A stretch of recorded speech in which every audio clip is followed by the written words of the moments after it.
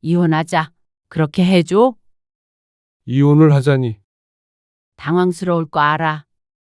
하지만 나도 이제 좀 내가 하고 싶은 거 하고 자유롭게 살고 싶어. 남 뒷바라지 그만하고. 누가 뒷바라지 해달래? 하고 싶은 거 하지 말래? 하면 되잖아. 나 평생 애들 키우고 당신 뒷바라지 하느라 내 인생 다 썼어. 남은 인생은 혼자서 나만을 위해서 살게 내버려 둘 수 없어? 나도 마찬가지야. 나도 평생 일만 하면서 살았어. 그러느라 나도 내 젊은 인생 다 지났다고. 그러니까 이제부터는 당신이랑 나랑 좋은 시간 보내면서 그렇게 살면 안 되는 거야. 행복하게. 그걸 꼭 둘이 같이 할 필요는 없잖아. 우리 서로를 위해서 놓아주자. 당신은 그렇게 이혼이 쉬워. 내가 당신 못 살게 해. 당신이랑 같이 있으면 안 행복해. 오늘 이야기 속 주인공은 58세 이경희 씨입니다. 그리고 그녀의 남편에 관한 이야기이죠. 이 씨는 남편이 답답했습니다. 스스로는 할 줄 아는 것도 많지 않았고 남편이 집에만 있으면 집은 어찌나 어수선한지 하루 종일 쫓아다니면서 잔소리를 해야만 했습니다. 지긋지긋했습니다. 이제는 남은 인생 평생 이렇게 남편 뒷바라지를 하며 살 걸 생각하니 숨이 막히는 기분이었습니다. 이 씨도 자유롭게 살고 싶었습니다. 이제는 누구의 아내나 누구의 부모가 아니라 이경이로 살고 싶었습니다. 그래서 결심하게 되었죠. 늦었지만 지금이라도 내 삶을 찾기로 마음먹었습니다. 수빅의 한 결정은 아니었습니다. 그만한 각오가 필요했고 이 씨에게도 마음 아픈 일이었죠. 이 씨는 남편과 황혼이혼을 했습니다. 30년간 함께 살았으면 이만하면 됐다고 생각했습니다. 이제는 각자의 길을 갈 때가 된 것이었습니다. 하지만 이 씨는 1년 만에 남편에게로 돌아가게 되었습니다. 아니, 돌아가고 싶었습니다. 이혼 후의 삶이란 이 씨가 상상했던 것과는 달랐습니다. 그런데 남편은 정과 같지 않았습니다. 전처럼 돌아갈 수가 없었죠. 2년 전 이 씨의 남편은 정년을 몇 년 남겨두고 퇴직을 했습니다. 아들, 딸들은 독립해서 따로 살고 있었죠. 그래서 이 씨는 몇 년 전부터 남편과 단둘이 지냈습니다. 이 씨는 베란다에서 빨래를 걷으며 남편의 움직임을 지켜봤습니다. 새벽같이 일어나서 종일 집에서 뭘 하는지 몰랐습니다. 퇴직 후에 일주일에 3번씩 요리학원에 다녔는데 그 때문인지 부엌에서 보내는 시간이 길었습니다. 이번에는 빵을 만든 것인지 과자를 구운 것인지 몰랐지만 달고 고소한 냄새가 집 전체에 진동했습니다. 여보, 이것 좀 먹어볼래?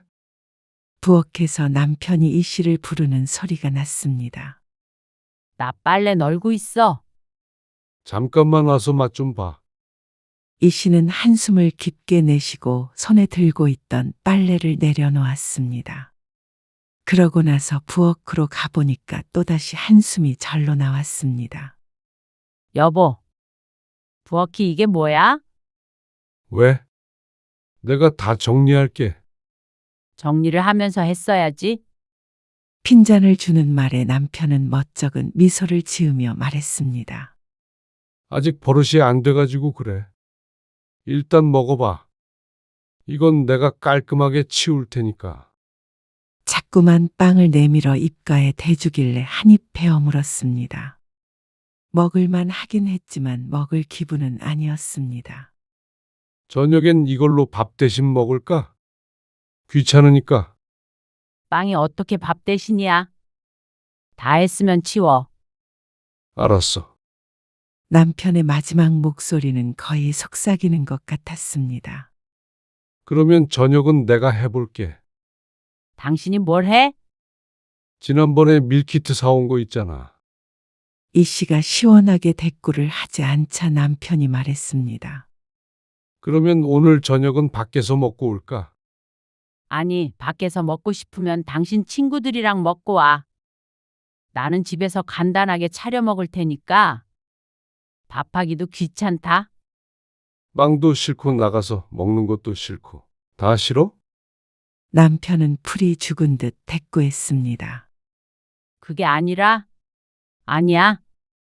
하지만 기분이 더 가라앉은 건 이 씨였습니다. 일주일에 3번, 요리학원 때문에 2~3시간씩 외출하는 것 외에는 남편은 하루 종일 집에 있었습니다. 평생 집에서 혼자 집안일을 했던 이 씨에게는 달갑지 않은 변화였습니다. 누군가가 집안에 항상 있다는 사실 자체가 이 씨에게는 부담스러운 일이었습니다. 여보, 더 잘 거야? 더워지기 전에 나가서 같이 조깅이라도 할까? 아, 무슨 조깅이야. 더 잘 거니까 냅둬. 날씨가 너무 좋아서 그렇지. 제발 좀 냅두라니까. 다음 날 오전 이 씨가 남편에게 짜증스럽게 대꾸했습니다. 전날 밤에 드라마를 보다가 2시쯤 잠들었는데 일찍 잠자리에 든 남편이 그걸 모르고 이 씨를 깨웠습니다. 부지런히 조깅을 하든 요가를 하든 혼자 하면 될 텐데 잘 자고 있는 사람을 뭐하러 깨우는지 이해가 안 갔습니다. 잠결에도 화가 나서 신경질적으로 남편의 손을 쳐냈습니다. 그러자 잠시 뒤에 조용히 방문이 닫히는 소리가 났습니다. 그렇게 5분 정도 있자 이 씨가 자리에서 일어나 앉았습니다. 짜증을 낸 이 씨의 마음도 편할 리가 없었습니다. 그러게 왜 자꾸 이 씨를 가만두지 않는지 몰랐죠. 거실로 나가보니 이미 남편은 조깅을 하러 간 것인지 보이지 않았습니다. 이 씨는 조금 일찍 아침 식사 준비를 했습니다. 평소 같았으면 10시는 되어야 슬슬 밥을 차릴 텐데 말이죠. 이 씨도 나름대로 미안함을 느꼈기 때문이었습니다. 여보, 밥 차렸어? 남편은 집으로 돌아와서 기분이 좋은 듯 웃었습니다. 남편도 이 씨와 평생 함께 했기에 말하지 않아도 이 씨의 마음을 알았죠. 이번에 내 친구들이 말이야. 부부 동반으로 한번 보자고 그러는데. 당신은 어때? 나는 싫어. 여럿이서 만나는 것도 피곤하고. 같이 꽃 구경 가자고 그러던데. 당신 꽃 좋아하잖아. 싫다니까? 나만 빠지기도 그래. 당신 혼자 가면 되잖아. 부부 동반 모임을 어떻게 혼자 가? 아, 싫다니까? 조용한 게 좋아. 번잡스러워. 끝까지 고개를 젓는 이 씨에게 남편이 잠시 고민하더니 말했습니다. 그러면 우리 둘이 어디 여행이라도 다녀올까? 꽃 축제 같은 것도 가고 맛있는 지역 음식도 먹고 말이야. 여보, 남편이 말을 덧붙이기도 전에 이 씨가 끼어들며 남편을 불렀습니다. 나직한 그 말에 남편은 눈썹을 올렸습니다. 당신 할 일 없어? 어? 할 일? 그래, 퇴직해서 심심하냐고. 그게 무슨 질문이야? 심심하냐니? 왜 자꾸 이거 하자 저거 하자 그러고 여기 가자 저기 가자. 왜 그러는 거야? 왜 그러냐니? 당연히 퇴직하고 나서 당신이랑 시간 좀 많이 보내려고 하지. 왜 뭐든지 나랑 같이 하려고 그러는데? 그냥 하고 싶은 게 있으면 혼자 해. 나도 집에서 할 일 많고 나도 내 스케줄이 있어. 그러자 남편은 할 말을 잃은 듯 입을 꾹 다물었습니다. 알겠지? 이 씨는 애써 좋은 목소리로 대화를 마무리 지었습니다. 이 씨는 남편이 퇴직하고 나서부터 스트레스가 이만저만이 아니었습니다. 고요하게 혼자 보낼 수 있는 시간이 얼마 안 됐고 한 공간에 남편과 단둘이 있자니 자꾸만 신경이 쓰였습니다.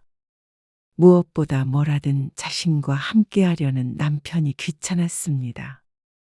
말을 너무 직접적으로 했나 싶긴 하지만 눈치 없는 남편은 이렇게 하지 않으면 못 알아들을 게 뻔했습니다. 밥 먹고 빨래 좀 정리해줘. 알았어. 그리고 쓰레기도 좀 내다 주고. 알았어. 고분고분한 대답에도 이 씨는 인상을 썼습니다. 일일이 뭘 하라고 얘기를 해주지 않으면 곰 같은 남편은 스스로 알아서 하는 게 별로 없었습니다. 남편과 함께 사는 건지 아들을 키우는 것인지 몰랐습니다. 그래도 남편은 그날 이후로 이 씨를 덜 귀찮게 했습니다. 그래서 이 씨도 좀 숨 쉴 것 같은 기분이었습니다.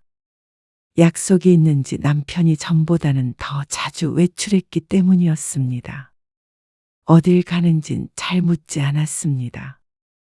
친구들이나 만나러 갔겠거니 싶었죠. 그래서 이런 못마땅한 기분이 나아질 거라고 생각했습니다. 하지만 시간이 가면 갈수록 꼭 누군가가 목을 옥죄고 있는 듯한 기분이 들었습니다. 여보, 오늘은 나 집에 있어. 그래? 점심에 간단히 국수 같은 거 해 먹을까? 국수?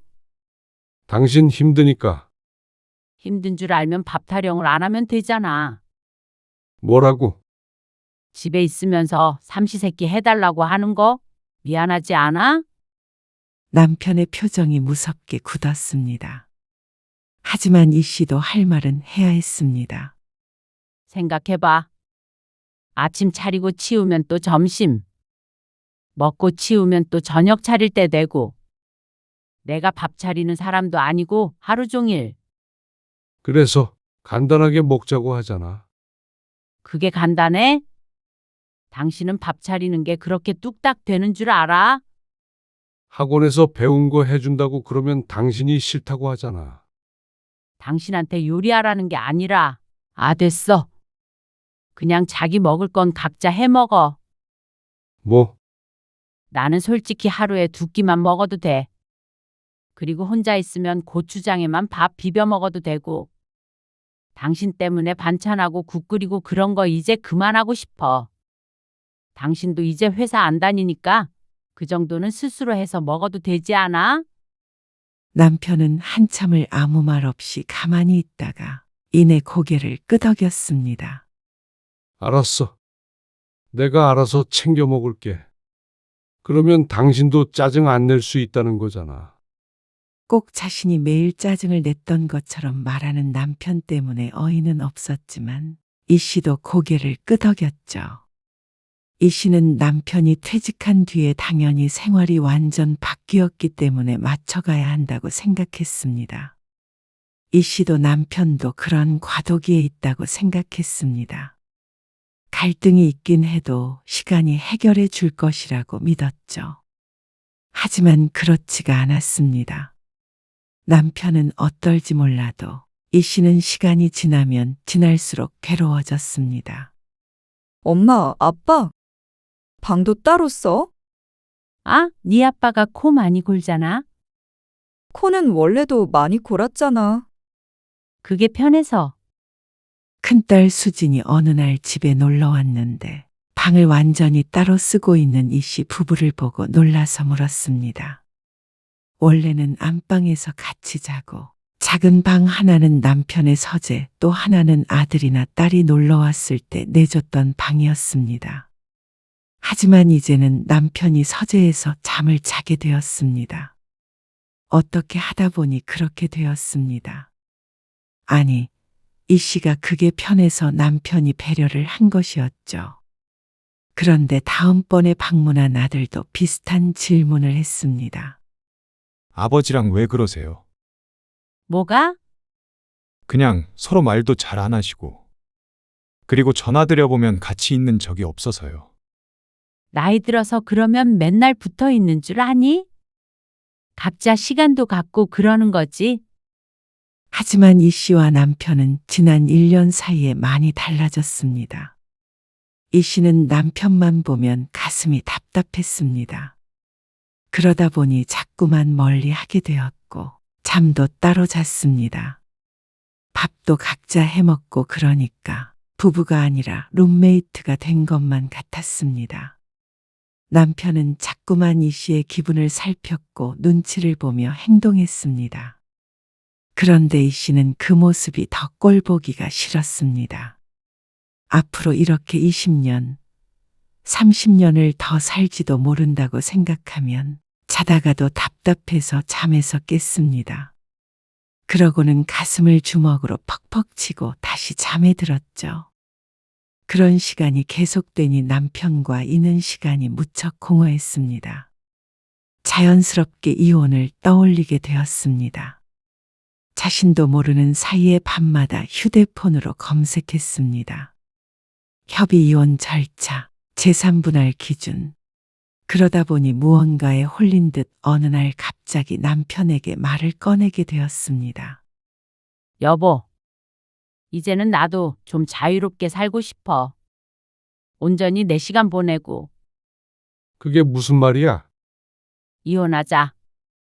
입 밖으로 막상 내뱉으니 가슴이 뻥 뚫린 듯 시원했습니다. 다만 남편은 그렇지 않은 모양이었습니다. 얼굴이 전에 없을 만큼 새파랗게 질려 있었습니다. 잠시 굳은 듯 반응이 없던 남편은 두 손으로 세수하듯 얼굴을 연신 쓸어내렸습니다. 그렇게 해줘. 이혼을 하자니.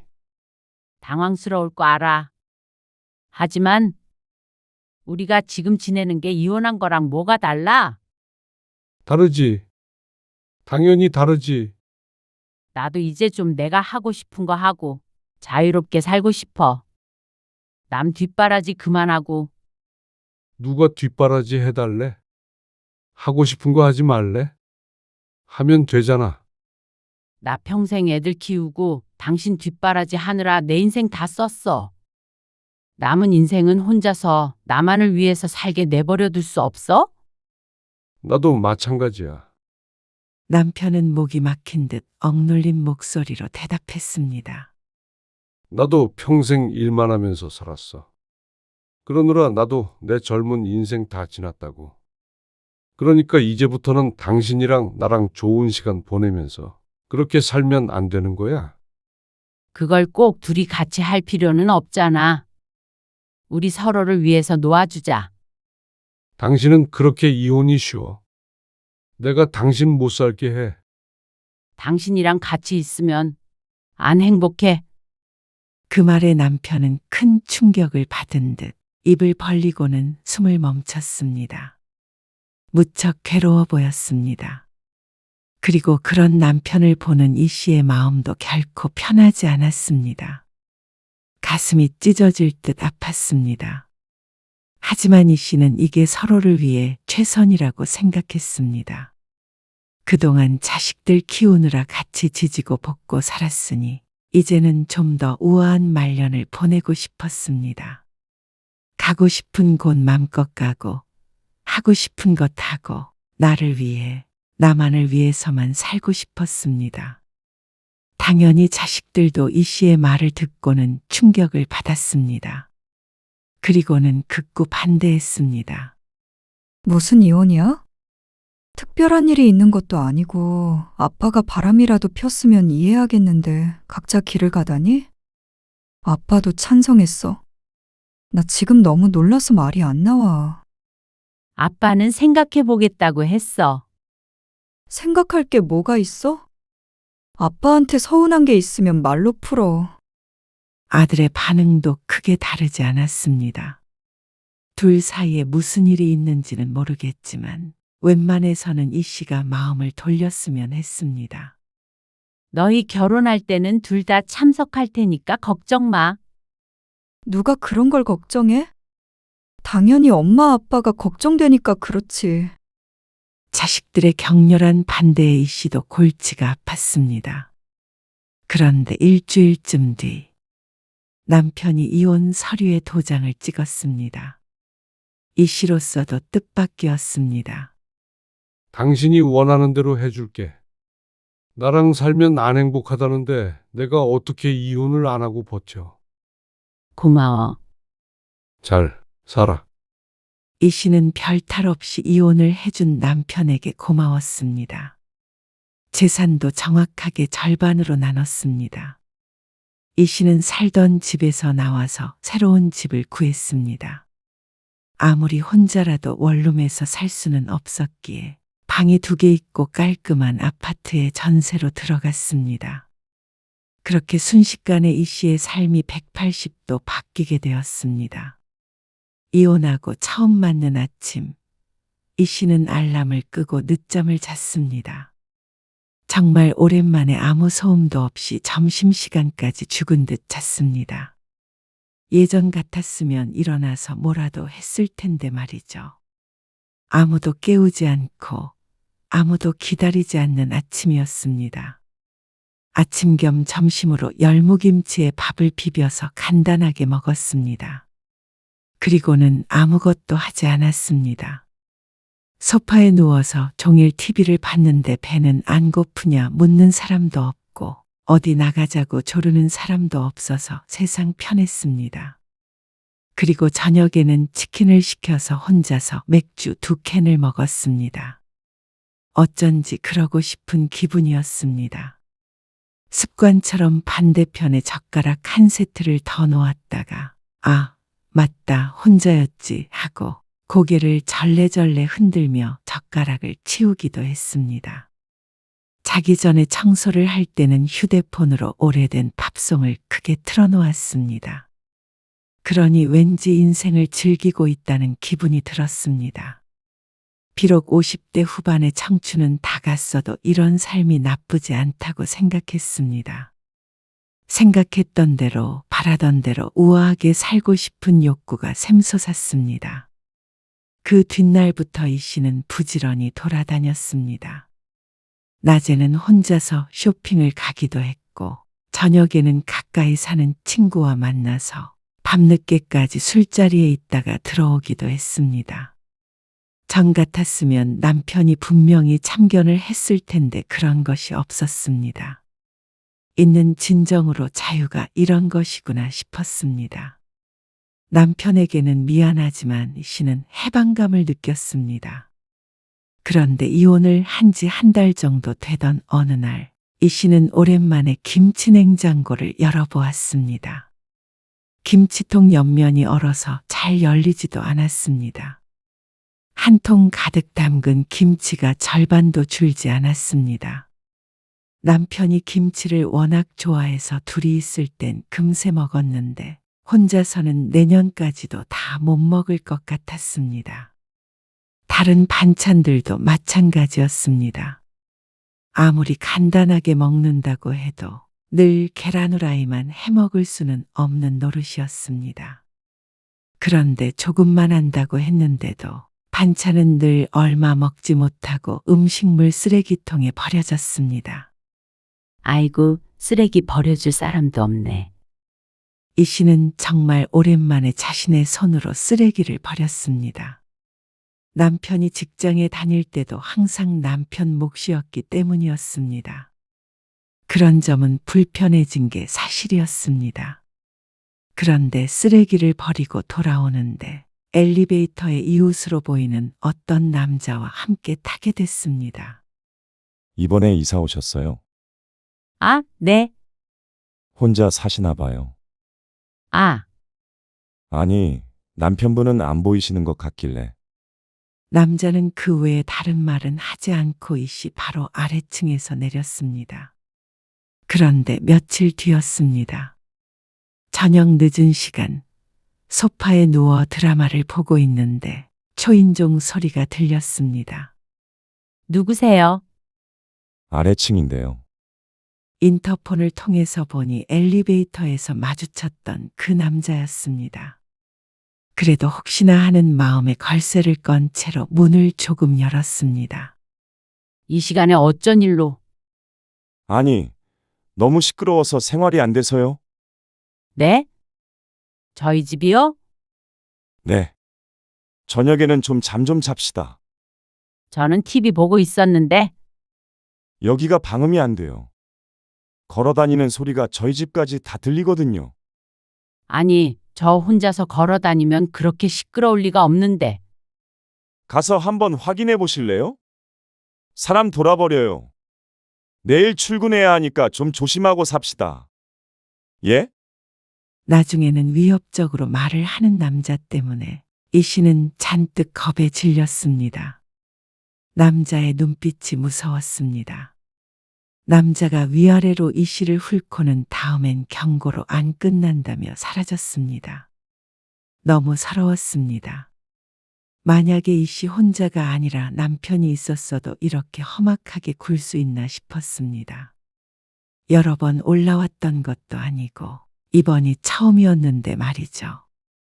이 씨는 그럴 날씨가 아니었는데도 두꺼운 버선 양말을 꺼내 신었습니다. 그러고는 혹시 몰라 까치발을 들고 생활했습니다. 다행히도 그날 이후로 남자가 찾아오지는 않았지만 혼자 사는 서러움을 느끼게 되었습니다. 그래도 불안해서 이 씨는 잠금 장치를 하나 더 달고 현관 앞에 센서 등을 설치했습니다. 하지만 매번 불안감을 안고 지내야 했습니다. 그리고 그 밖에도 사소하게 불편한 점들이 생기기 시작했습니다. 이거 왜 안 돼? 세탁기가 고장났습니다. 그래서 새 것으로 교체를 하는데 지갑 사정을 고려해서 중고로 샀죠. 옮기는 거 도와줄 분 집에 계시죠? 네? 저밖에 없는데요. 그러면 기사 한 명 더 가야 해서요. 요금 추가됩니다. 중고 세탁기라 설치기사는 따로 신청했는데 남편이 없으니 모든 게 다 돈이었습니다. 지난번에 등이 나갔을 때도 조명가게에 큰 돈을 주고 교체해야 했습니다. 남편이 있었다면 인터넷으로 사서 직접 바꿨을 텐데 말이죠. 10,000원으로 해결될 문제를 10만 원으로 해결하고 보니 씁쓸했습니다.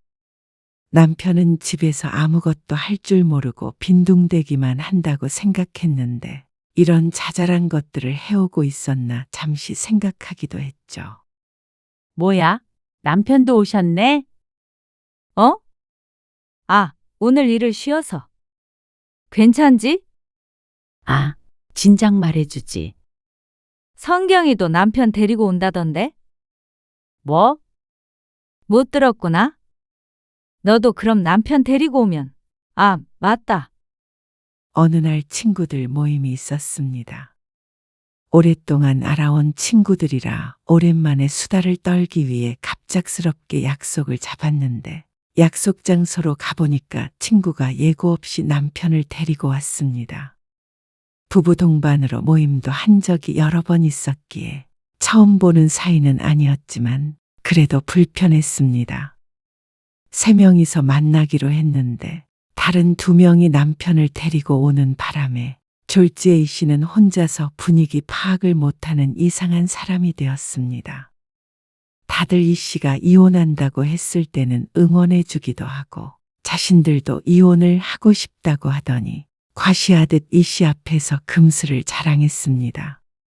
어찌나 남편을 알뜰살뜰 챙기는지 어이가 없을 지경이었습니다. 근데 벌이도 없이 혼자 사는 거 괜찮아? 재산은 반씩 나눴다며? 에이, 그래도 그걸로 평생 어떻게 살아? 그냥 슬슬 일해야지. 아, 맞다. 지난번에 우리 신랑이 너희 남편하고 통화했다는데. 뭐? 아니, 개인적으로 뭐 좀 물어볼 게 있어서 말이야. 근데 다시 일 시작했다고 하더라고. 무슨 사업한다고 그러던데. 연락 전혀 안 해? 친구의 말에 이 씨는 고개를 저었습니다. 어쩐지 남편의 소식을 남의 입으로 전해 듣는 게 유쾌하지 않았습니다. 그러다가 보름쯤 뒤에 남편에게서 갑작스러운 연락을 받게 되었습니다. 서로 차단한 것도 아닌데 연락을 안 하고 지내다가 처음으로 온 전화였죠. 잘 지내? 나야 뭐. 그러는 당신은? 잘 지내? 이 씨는 어쩐지 너무 반가워서 눈물이 날 것 같았습니다. 지난주부터 식당에 취직을 했는데 일이 너무 고되어 바로 어제 그만둔 참이었습니다. 남편의 목소리를 들으니 뭔가 맥이 탁 풀리는 기분이었습니다. 어쩐 일이야? 연정이 말이야. 지난번에 남자친구 얘기를 꺼내더라고. 결혼할 거라고 그러던데. 들었어. 그건 지난번에 딸과 통화를 하면서 이미 전해 들은 이야기였습니다. 당신이랑 나한테 같이 소개해주고 싶다고 전화가 왔어. 아, 그래서 당신 시간 될 때 주말로 약속 좀 잡아보라고. 알았어.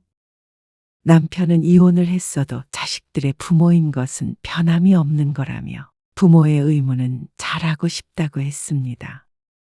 물론 이 씨도 같은 입장이었습니다. 그래서 이혼한 지 반년 만에 남편과 재회하게 되었습니다. 이 씨는 딸과 예비 사위가 도착하기 전에 먼저 식당에 와서 마주 앉아 있었습니다. 보쌈 괜찮지? 늘 좋아했잖아. 응, 좋아. 이따가 연정이 오면 누룽지도 같이 주문할까? 응, 남편은 여전히 이 씨의 입맛을 잘 알고 있었고 가장 먼저 이 씨의 의사를 물었습니다. 그리고 딸과 예비 사위가 도착했을 때도 자연스럽게 이 씨를 챙겼죠. 식사 자리가 끝나고 딸이 먼저 사위와 함께 자리를 떠났습니다. 그리고 나서 남편이 이 씨를 집에 데려다 주었죠. 요즘 어떻게 지내? 그냥 똑같지 뭐. 혼자서 지낼만 해? 편하긴 하더라고. 남편이 농담이라도 한 것처럼 웃으며 대꾸했지만 이 씨는 웃을 수가 없었습니다. 최근 들어 이 씨는 고독함을 느꼈습니다. 같이 사는 와중에 가끔씩 혼자인 시간이 소중한 것이었지, 늘 혼자인 것은 생각처럼 행복하지 않았습니다. 그런데 남편의 안색은 무척 좋아 보였고 표정은 편안했습니다. 반년밖에 되지 않았는데 금세 적응을 한 모양이었습니다. 이 씨는 이혼하며 남편의 행복을 빌었지만 너무나 괜찮아 보이는 모습에 기분이 상했습니다. 아니, 어쩌면 가슴이 조금 아픈 것 같기도 했습니다. 그날 집에 돌아와서도 이 씨는 한참 뒤척거리다 잠에 들었습니다. 그리고 그날 이후로 이 씨는 몇 번 더 남편을 만나게 되었습니다. 딸의 결혼 준비 문제로 만났는데 이 씨는 점점 그 시간이 기다려졌습니다. 사업은 잘 돼? 운이 좋았어. 당신 막 밀키트도 사고 요리 학원도 다니고 그랬잖아. 그게 도움이 됐네. 남편은 밀키트 관련 사업을 시작했다고 했습니다. 그리고 그게 온라인에서 상당히 잘 팔리고 있다고 했죠. 그래서인지 남편은 직장을 다닐 때보다도 때깔이 좋아 보였습니다. 혼자니까 아무한테나 문 열어주지 말어. 그러다가 아래층 사람 이야기가 우연히 나왔는데 남편이 무척 걱정하는 말투로 이 씨에게 말했습니다. 헤어질 때도 걸쇠가 있느냐, 인터폰은 작동이 되느냐 하며 꼼꼼하게 확인하는 모습에 이 씨는 조금 가슴이 두근거렸습니다. 이런 남편의 관심과 걱정이 일상이었던 때가 있었습니다. 만났다가 각자의 집으로 돌아가는 지금이 왠지 젊은 시절에 데이트하는 기분이 들게 하기도 했습니다. 그리고 이 씨는 어쩌면 이러다가 자연스럽게 재결합을 하게 될지도 모른다고 생각했습니다. 만약에 남편이 그 말을 꺼낸다면 모시기는 척 받아줘야겠다는 생각은 이미 한 달도 더 전부터 하게 되었죠. 상견례도 마치고 청첩장도 돌리고 딸의 결혼 준비는 거의 끝이 났습니다. 이제는 결혼식장에서 만날 일밖에 남지 않았습니다. 마지막으로 남편을 만난 날, 딸은 일찍 집으로 돌아갔고 이 씨와 남편만 남았습니다. 소화도 시킬 겸 잠깐 걷다가 갈까? 좋지?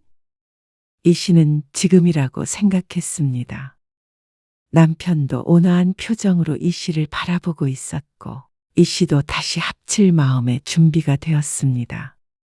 우리 이 씨는 침을 한번 꿀꺽 삼키고 말했습니다. 다시 합칠까? 이혼하길 잘했어. 그런데 동시에 남편의 입에서 나온 말에 이 씨는 석상처럼 굳어졌습니다. 나무에서 나뭇잎이 떨어져 남편과 이 씨 사이에 살랑하고 떨어졌습니다. 남편은 이 씨의 말에 난감한 기색이었습니다. 다시 합치자고? 아, 그러니까 내 말은 애들 결혼 문제도 있고 이렇게 자주 만나고 그러는데 굳이 따로 살 필요가 있나 싶어서 돈만 이중으로 나가고 밤에 혼자 지내기에도 무섭기도 하고 말이야. 당신도 다시 일 시작했으면 내조해 줄 사람도 필요할 것 같고. 이 씨는 변명을 하듯 주저리 말이 길어졌습니다. 하지만 절박하기도 했습니다. 이 씨는 진심으로 남편과 다시 함께 살고 싶었습니다.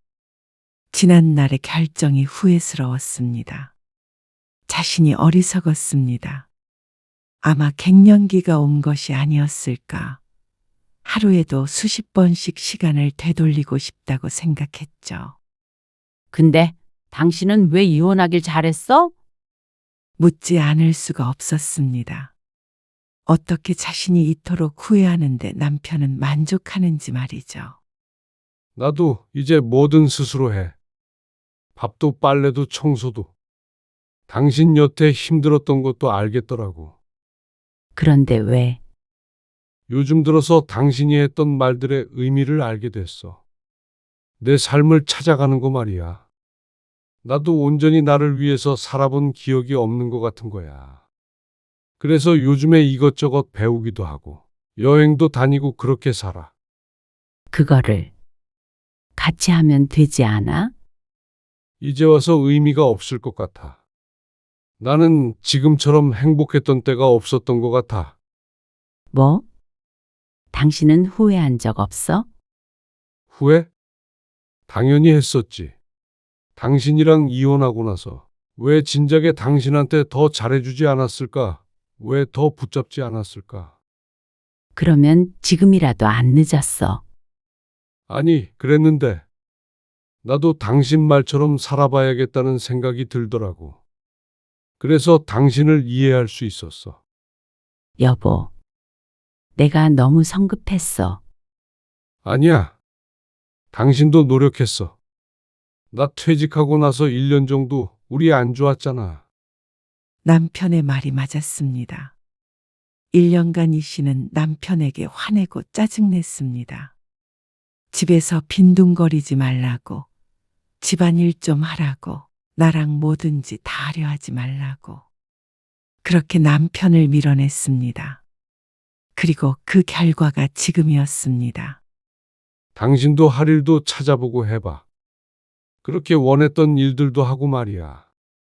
남편은 후련해 보였습니다. 하지만 이 씨는 당장 많은 문제들에 시달렸습니다. 경제적인 것, 심리적인 것 할 것 없이 말이죠.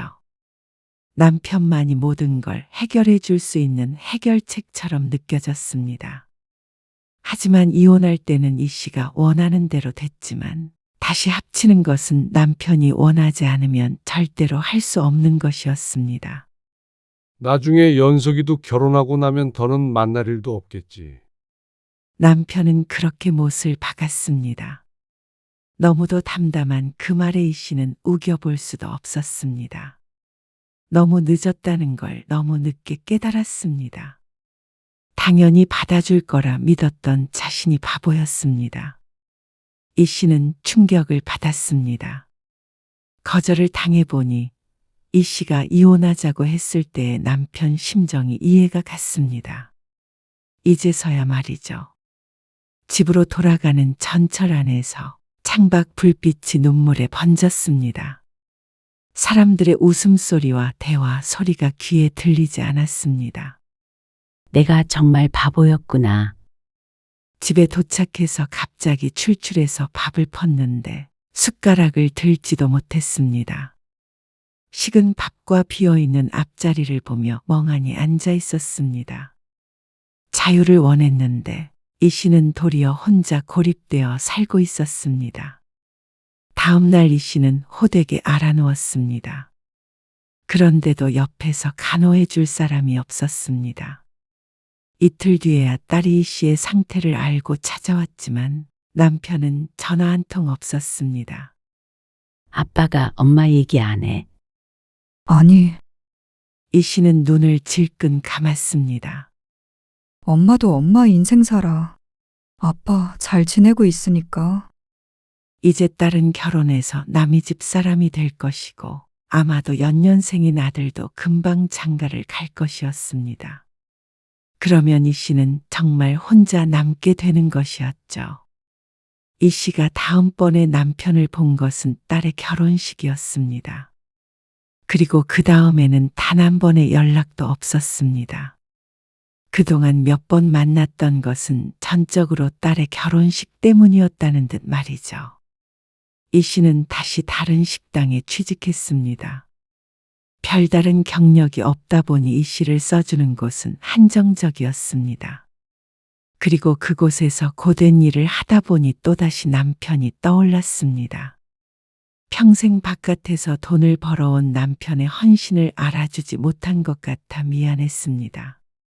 하지만 이제는 사과를 받아줄 사람이 없었습니다. 이 씨는 행복하지 않았습니다. 혼자 살아간다는 게 무서웠습니다. 조용한 집안에서 이 씨는 뜨거운 눈물을 흘렸습니다. 언젠가는 이마저도 익숙해지는 때가 올 것이고 또 어쩌면 언젠가는 혼자 있는 게 행복하다고 느낄 수도 있겠지만 아주 오래 기다려야만 할 것 같았습니다.